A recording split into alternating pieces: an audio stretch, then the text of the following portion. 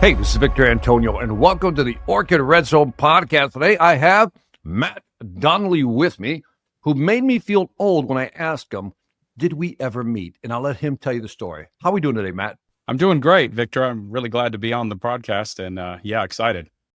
You know, only the best of the best make it on this podcast, Matt. You realize that, right? That's why I understand this is a true honor. Ed highly recommended you, so let's not disappoint him. Let's jump into the content real quick. I want to know a little bit about, before Orkin and then your experience with Orkin. Let's start before Orkin, your career. Just kind of run us through that very quickly. Yeah, I was really in construction jobs, primarily in heating and air conditioning. And so I did that for a long time, intended to do that all my life. I really enjoyed it. And then I was in a company where the industry was really going through a kind of a version of the housing bubble. It was the mobile home bubble. Nobody felt that like they did the housing bubble, but anyways, it was dying off. And so my brother-in-law was working at Orkin and said, "Hey, come try this out. It's pretty good company." And I said, "Well, pest control, I knew what it was, but what is that really as a career?" So I came to Orkin 22 years ago. And it's been amazing. I had no idea all that the industry held as far as all the different facets of it. And so that became a very exciting thing for me to learn. And I really kind of fit my personality and where I wanted to go. So that kind of is how I ended up at Orkin. Tell me about your first position at Orkin. I actually started as a route technician. So it was 22 years ago. I came on and I was going for the first 7 years of my life, actually treating homes. So I had a route up in North Raleigh area, and it was great. I learned a lot about customer service, and it was actually there that I started learning about how to sell, because in interacting with customers, they rolled out a new program for us to bring about called the Mosquito Program, and they asked us to sell it. In that process, I really dug my heels in and decided I'm not going to sell anything. I'm not a salesman. You hired me to spray chemicals and that kind of thing. I'm not going to sell. I'm not one of these nasty, dirty salesmen. And funny enough, that really came from that when I was a kid. I was telling Ed this, that when I was a kid, my first idea of sales got stuck in my brain probably when I was 5 or 6. There's a door-to-door encyclopedia salesman that came by, and I bought one, Matt. Yes, I bought one. he was a hard closer, and he was not leaving, and he really almost crossed the line into obnoxious, right? And he was really pushing around my mom. So my dad came home from work because my mom was so upset, and he wouldn't leave. He was like not leaving the table, but on a whole nother level. And my dad cussed him out and kicked him out. And so that was my idea of sales, was I'm not that guy. So I decided, no, that's not for me. And then I had somebody in Orkin that was doing very good on his route, and he was selling, and he was a good guy. I knew he didn't manipulate people or lie to people, and that's what I had in my mind. You had to be this sort of lying, manipulative jerk, and that just didn't fit with my way of doing life. And so when I realized that, it kind of opened my eyes. So I started selling on the route. Boy, that's a funny story. I swear to you, we bought an encyclopedia. What were that transition couldn't have been easy, though. What were some of your initial challenges moving into sales? Because there's a lot of people who are going to be listening and watching this saying, I'm struggling. I've moved from being a technician and I'm moving into sales. Walk me through what you went through, and then maybe provide some tips for the audience. The big challenge when I went into full-time sales, that's where things really got very interesting. I'd never been in a position where you went to work all day and you couldn't tell how much money you made. So when I first came over into that job, I was working 60 hours probably at first, because I was determined to put whatever effort was needed to get the job done. And so I'm working probably 60 hours. I'm working harder than I was on the route. I was making decent money. We weren't hurting on the route. So when I came over and I'd work that long day, get home exhausted, and I looked, I really, you look at it, and I sold nothing for the first 2 weeks. I really freaked out. I remember calling my wife and saying, "I've made a bad decision. We're not going to be able to pay the mortgage. I was thinking we could do this on the route. Why would we do this to ourselves?" And she was, thank God, the voice of calm. She didn't join me on my descent into the room. My hair's on fire type. That's right. She didn't light up either. She said, "No, things are going to be fine. We trust God. And you're doing good. You're going to do it. You're going to come out." I remember going even to my manager And I said, hey, because I had jumped in where I wasn't even on the training pay, which was a little extra cushion to help ease you into the process. Everyone felt like I would do well. So I went to the manager and I said, hey, I think you need to put me on that training pay. And he said, no, I believe in you. You're going to do fine. What I found out later was they couldn't put me back on the training pay. Once you make that decision, you can't go back. So but he didn't let me know that, because I probably would have freaked out even more. But that was my first You're walking away going, he believes in me. He really Yes, right. He believes. He really believes. He's over there. I hope this works. This guy doesn't tank. So yeah, it was very scary. And the transition was every day I was working, but I didn't have anything to show for it at first. And not understanding the sales cycle, not understanding how the funnel works, where you keep pouring in and eventually it comes out the other end. Psychologically, you could have told me that on paper, but emotionally, where I was at, you couldn't have convinced me life was going to be good at the end of this process. And then at the end of it, I sold about $20,000, which was okay during that time. That was decent. It all came through. And then the next month, you'd think I would have learned, like, okay, but I just saw that as like, oh, good, I got lucky. I got some sales. So I started the next month in February of that year, and that started the exact same way. 2 weeks, nothing going right, working harder than I'd ever worked, more hours than I'd ever worked, freaking out all over again, riding the roller coaster of emotion, deciding this was a really bad idea, and last month was a fluke. That by the grace of God that I even got out of it, with some money. And I'm sure we're not going to pay the mortgage. I'm saying the same things to my wife. I wasn't very good at hiding my feelings on all this. And then the funnel kicks in and things start to go the right direction. And we made it through that month and actually sold better than the previous month. And so, yeah, part of it was understanding the emotion and managing your emotions with that sales cycle, and understanding you're putting in the work, eventually it pays off. Yeah. Is there any, that managing the emotion piece is very interesting to me. Like, what did you, because we all have those quiet moments where we're sitting by ourselves going, head in hands, like, what did I do? What did you say to yourself, or what type of conversations were you having with yourself to keep going?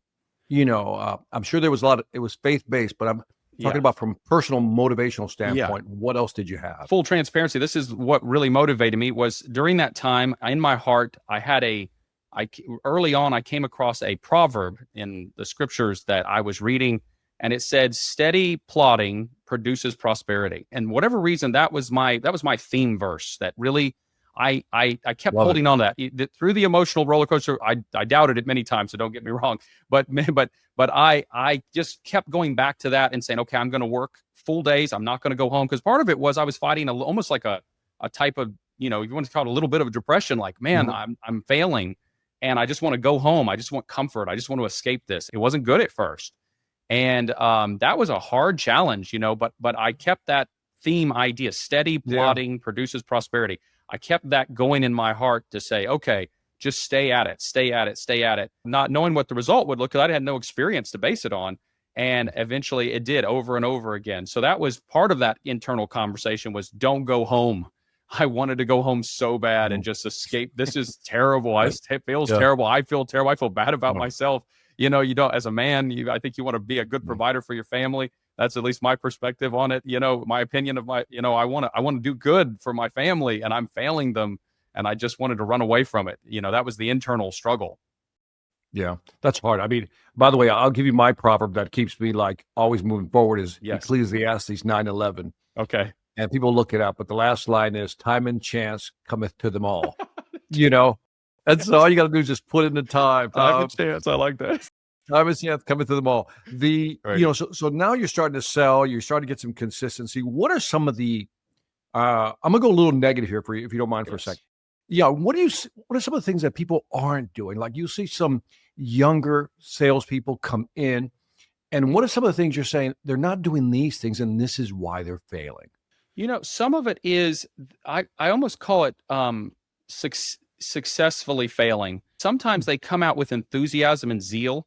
What I see a lot of times, they come out with zeal and enthusiasm, and sometimes that confidence that you almost don't know what you don't know, and so you're really confident. You got a confidence that's sort of built up, and you're ready to take on the world, and they go out with a lot of energy, And so they do well at the beginning. I've seen a lot of guys do the opposite of my journey, where they come out and they kill it. But what happens is they ignore a lot of the fundamentals, and they get by. That's why I call it successfully failing. They have some successes, and then they almost buy into this idea that they're just that good. And then 3 months later, suddenly they can't buy a sale. They can't. They're struggling, and they don't know what it is, and yet they're so sure that what they did early on was the result of their genius way of reinventing the sales process they just learned. And they just ignore a lot of key things, like a good inspection, and like not trying to sell on the front porch, but spending time just getting to know the customer for the customer, being sincere about that process, making yourself be sincere, and deciding, I'm not going to sell anything. My goal isn't even to sell. It's just to get to know this customer, connect with them, and then do a good inspection and see where that process leads. But a lot of times they start shortcutting that. They think that they're because they have some success. Maybe they found somebody that bought on the front porch. So they think, okay, I'll just do it like this all the time, or I don't have to take all the pictures because I explained it to a lady and she bought 20 grand. So that solidifies in their mind. Great. But really, they did something. They did something. They got some good results, but it was from a bad process that eventually fails on them. And I see that as a huge part of what eventually takes out guys, so they don't have long-term careers where they can be successful and consistent. They just ignore a lot of the sales process that they're taught early on, and they start to kind of believe that they've come up with a new way that's going to work, and eventually it catches up with them. Yeah, it's funny. You triggered my brain years ago. The Hathaway company, the people who wrote the book Spin Selling, they came up with this interesting number that said people who use a sales process, salespeople who use a sales process, on average sell about 37% more.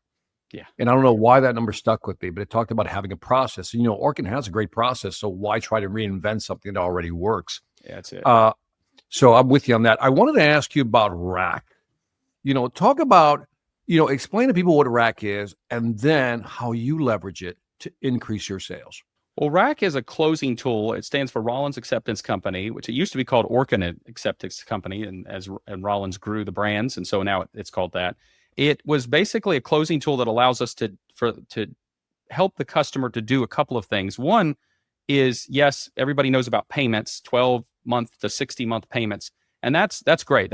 Where that's needed and that helps them, that is great to help a customer to be able to break this down to something more manageable. But actually, the main reason that most people use RAC, customer and salesperson alike, is because of the 90 days same as cash delayed billing. Now, you don't have to call it all of that. A lot of times it's just called billing, delayed billing, but it's a closing tool because it helps us to basically ease the customer's mind and say, hey, this job's going to be $25,000, but we're actually not going to ask you for a dime of it until we've earned it, until we've done the work. We've done this quality audit that we promise at the very end that our manager is going to come out and check the work and make sure that it's done right and that you're happy with it. And we'll even take after photos. I can come back and take after photos for you. And then once all that's done, you still have 3 months basically, or close to it, to pay this off with check, cash, or credit card, however you like. And that gives you some time to decide how you're going to do that even. Sometimes people want to go pursue a home equity loan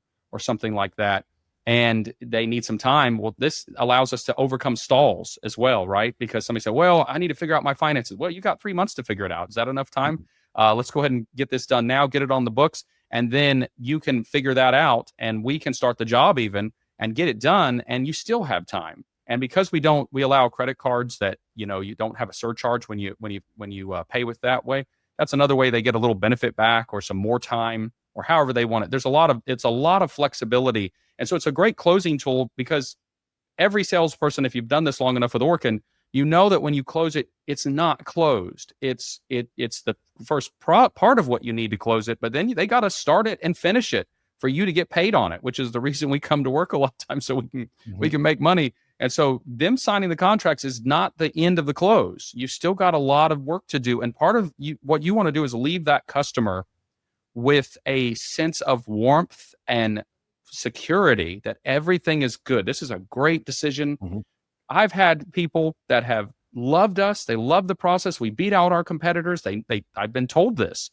And then the very next morning they said, well, we're just going to hold off. And you say, well, why? And they say, well, because I don't know, I didn't sleep good last night. Well, of course you didn't sleep good last night. You just made a decision to spend 20 grand, right. But so you're doing your best to give them some sense of that, hey, this was a good decision, and there's no money exchange. You've not gotten it. Right. You have room to make sure this is done right, and you made a good decision.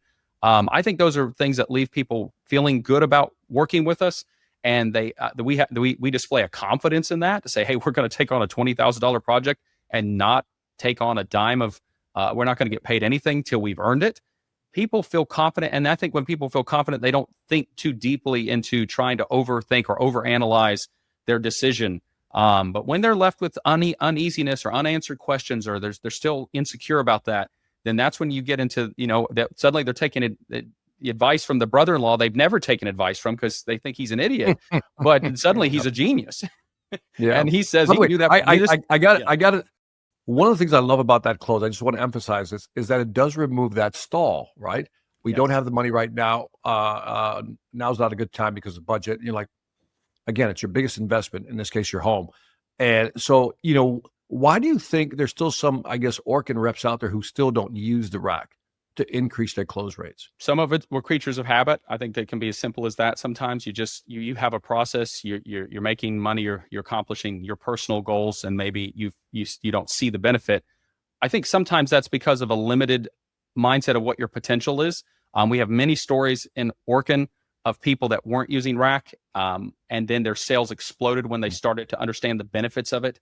Higher dollar amount closes. Generally, people closing larger sales are using RAC in that way. And what you see, even if a guy has high volume, he's doing a lot of smaller sales. He may be achieving similar numbers to me, but he's having to work a lot harder sometimes to get that because he won't take advantage of these RAC closing tools. And so sometimes I think there's this misunderstanding. We do our best now. I think we're a lot better than we ever were when I first started. I had to accidentally learn how to sell RAC at first. I thought I knew how, and but now we train really good. But there's just guys that they either come from the industry already and they kind of have a way of doing it and they just never buy in, or they get in a bad habit and they're making their money. So I think there's no upside to it. But I'm telling you, the potential for what you could be making for the same effort or less possibly is a good reason to explore this tool. Would you, and I'm asking you a tough question. I'm putting you on the spot. Okay. You ready to be put on the spot? Yeah. So if I were to ask you, finger to the wind, in other words, I'm asking for a guess here. If I ask you on two variables, close rate and average deal size, no rack, using rack, what would be the difference? In other words, Victor, I close at this percentage without rack. Then I started using rack. I closed at this percentage. Average deal size was here. Using rack, average deal size went to there. Yeah. These aren't going to be hard, fast numbers, but I would say that by using RAC, I know examples of guys that they were closing $600,000 in revenue, and they jumped to 1.3 million, and the only major change they did was using RAC. Wow. So that's massive, much larger jobs. I say, average job price, you're seeing with guys that don't use RAC, you're seeing it at between the $2,000 and $5,000 range a lot of times. And then with guys that do, I've seen rookies that don't even really know how to sell, but they love RAC. They've got all kinds of zeal, and they come out and they're selling $10,000 to $20,000 jobs on a regular basis, or much more regular than the people not using it. Closing percentage, I think that could, if you got a good salesman, he may be closing well for his small sale, which his percentage could, in one sense, be even a little higher, because he's keeping his revenue so small. It's easier to make those decisions without, it's easier to close people smaller dollar amounts possibly, right, if you're not confident in RAC. But I don't know how that might play out, but but that's my the average deal size is more important. So I guess we can agree on that. The Yeah. average deal size, and to almost go from 600 to 1.2 or 3, as you mentioned, is quite the number. I want to stay on average deal size for a little bit here. And that is, I want to move over to bundling. One of the challenges is to get people to bundle more products, and there's always some hesitation. I shouldn't say always, that's too generalizing. But there's some hesitation to bundle sometimes because you might lose a deal. Talk to me about your psychology of bundling and how you do it and why you do it. I personally have fallen in love with bundling. I learned a lot from Victor. I was in sales for a year, and I actually won my first President's Club with Orkin when I was invited to Ed's advanced training. And Victor, you were the speaker there at one of the sessions, or multiple sessions. And you talked about the triple cheeseburger. or the bogus burger, I think is what you referred to it as, the Wendy's bogus burger.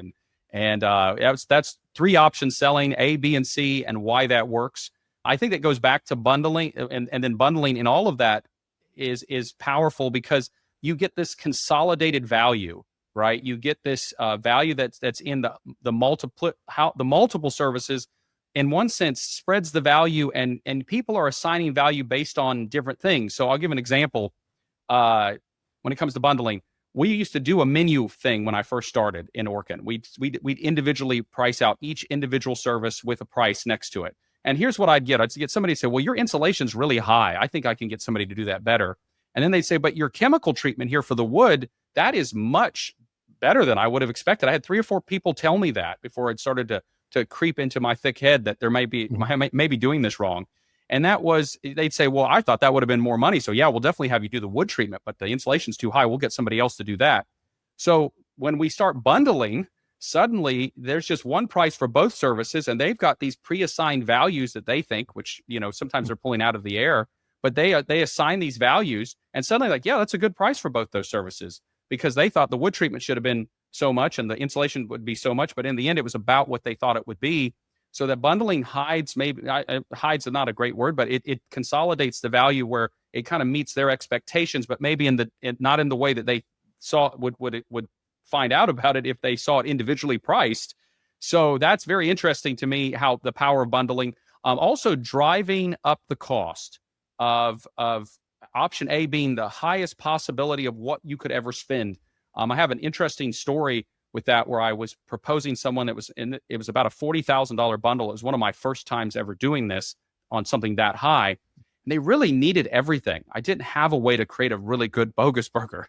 They needed just about everything, but I was doing my best. And so I decided to make for the 40,000 the option B. And my option A is with some consultation, I had general numbers of what it could cost if your floor failed, if wood decay fungus destroyed your floor. So I created my option A out of the possibility of what it would look like if you had your floor failure, a potential estimate plus us. Brilliant. So it was like $125,000 for the option A, $40,000 for option B. Well, the funny thing happened. The lady saw $125,000. I think she just started hearing ringing in her ears. So she just stopped listening. She thought the price to work for Orkin was $125,000. So later she calls me back, says, I want to meet again. We have to talk about this, Matt. We sit down. She goes, why is this going to cost me $125,000? I said, well, the good news is it's not. It's going to cost you $40,000. And they were so excited that it was only going to cost them $40,000. They were so relieved because instead of it being $40,000 of pain, it was a happy accident, but it was $85,000 of relief. Oh, only 40,000. Thank God, only 40,000. They were so excited that was only 40,000. So, but that shows the power of bundling and the triple option kind of combined. And that is when they understood the severity of what it could be, and they thought about that had impacted them emotionally. Suddenly what we were offering seemed like a very good value to go ahead and solve this problem for only $40,000. I love the way you created an anchoring point. Yes. To kind of differentiate from the actual value of what they would actually pay. That's brilliant, man. That's brilliant. I mean, these are little things you can't teach. And the fact that you created that, kudos to you. Well done. Well done. Well done. So anyway, let's begin wrapping this up, Matt. Any final tips for somebody listening is struggling right now, Matt? They're struggling right now. I want you to give them the Matt plan for getting going. All right. Well, I think 2 things. I'm a huge believer in visualization. I'll tell one little quick story that hopefully will help illustrate this. I'll keep this short. But I was having a month where I was really struggling. I was a veteran salesperson at this point, but I was really struggling. And we post the board. There's like a dry erase board every day. How many sales? Everybody that is in Orkin should know about this. We post every day the sales you make, or if you didn't make any, it's a big 0. And I had 2 weeks full of zeros and halfway into the month, and was very discouraged. And not only that, Victor, but I didn't have anything in the funnel. Everything had failed. Everything that I was counting on said no, or was a delay, and I was out of answers. Very discouraged at that point, and only had about a half a month. And I was at 0 pretty much. And I went in and began to post the rest of the board like I would love to see it. $15,000 tomorrow, $5,000. And I went through and actually did it, physically did it, posted all the way, got the calculator, counted up, and it came out to $58,000 and some change. Here's where it gets wild. I don't know what happened in that room, Victor, but what did happen was I felt like I'd done it. It's not that I was just more positive. I wasn't just like, oh, I okay, stay positive. It wasn't that. It was like if you'd hooked me up to a lie detector test and asked me how much I'd sold, and I said 58,000, it would have registered true from my heart. That's the only way I know how to say it. And I saw it. It's like when I saw it, it got inside of me, and I felt like all I had to do at that point was go out and collect. That's the only way I know how to say it. Something powerful happened, and I erased it so no one would think I was crazy. And I erased all those numbers, but I had it in me, and I went out. And here's where it's wild: I sold 58,000 and some change. I can't say it was down to the exact dollar, but I sold the 58,000. I didn't plan to. I wasn't like I was trying to hit that. It just happened. And from that moment forward, so if you're struggling, stop. Find some way to impact your deeper part of you, that emotional part of you, that's with a new idea, that there's something already out there for you. And so I obviously believe God's a good God, and He's provided for me, and I just got to go find it. So whatever that, you got to find a way to get that in your heart, that it's there, and your efforts are not in vain. And but it's got to be more than just trying to stay positive. It's got to stop and imagine yourself closing a deal. See yourself somebody signing the iPad. I love to visualize when I'm going through a tough spot, somebody shaking my hand and thanking me, saying, thank you for helping us. And I can't tell you how often when I close a deal, something at the end of it is, we close it and then they tell me, thank you, Matt. I really pay attention to that, because that's the part I see, is them thanking me for helping them, not just closing the deal. That's an emotional thing that I hold on to. It anchors me. So if you're struggling, that's one place I immediately point people to. The second thing is, don't go home. Don't go home. Work. Continue to keep your activity full, and just stop trying to sell. Spend time trying to make a friend, get to know someone, and go do a great inspection. Those things will lead to the ultimate results that you're looking for, in my opinion, that they have always for me. Oh, I love that. I love that. I'm just listening to you. I was into it. I was like, yes. On the first part, you talked about, you wrote the numbers on the board and they weren't real at the time. Yeah. And you said something interesting. I saw it, then it got into me. Yes. And there's something to that, right? There really is. As soon as you like put a stake in the ground and I want to make this much money, because indirectly that's what you were saying. Yeah. And then all of a sudden, it's almost like your brain begins to reverse engineer. It's like the red car effect, right? Yes. Until you buy the red car, you don't see the red car. Once you buy the red car, you see the red car and how many there are. Red car being opportunities in this case. So I love that. And the whole thing about not going home and just staying in the game, trying to figure it out, grinding it out. I love it, Matt. One final question. I promise this is the final question. Okay. What do you think of our podcast, or the broadcast we do with Ed Donahue? Ed is going to be watching this, so watch your words. My favorite thing, thank God, Victor, you're on there to carry that show, because, Ed, no, I'm just messing. I absolutely love it. You guys do a great job keeping it fun, fresh, entertaining. And of course, what salespeople love, we love to have fun, right? We love that part of this job is it can be the funnest job in the world, as long as you keep it light. And you guys do. I love the fact you celebrate, you have fun with it. And it's a refreshing part of the day. You just come out of there. And then as far as the insights, you guys are always pulling out something that, listen, I'll raise my hand. I've been doing this a long time. I've managed salespeople. I've taught them. I've trained them. And I am one. I are one, as they say. But the fact is that we all, a lot of times it's like Vince Lombardi used to do at the beginning of the football season, right? He'd show them the football. This is a football. He'd take them to the boundary line. This is the out of bounds. You got to go back to the fundamentals many times, and where we're missing it. Yeah. Even the veteran guys, we drop some of those fundamentals. And so I find myself training a new guy, and halfway through my little speech to him or her is, oh yeah, I need to probably start doing that again. I'm training them, but I realize I've forgotten to do that. So I love y'all's broadcast. I think it keeps us on our toes and keeps it fun, and also keeps us reminded of where we're dropping the ball, so it's really good. Thank you, Matt. Appreciate that. On that, I know you're busy. You got to go close some deals. I'll let you go. For everybody else, thank you for joining us on the Red Zone. Thank you.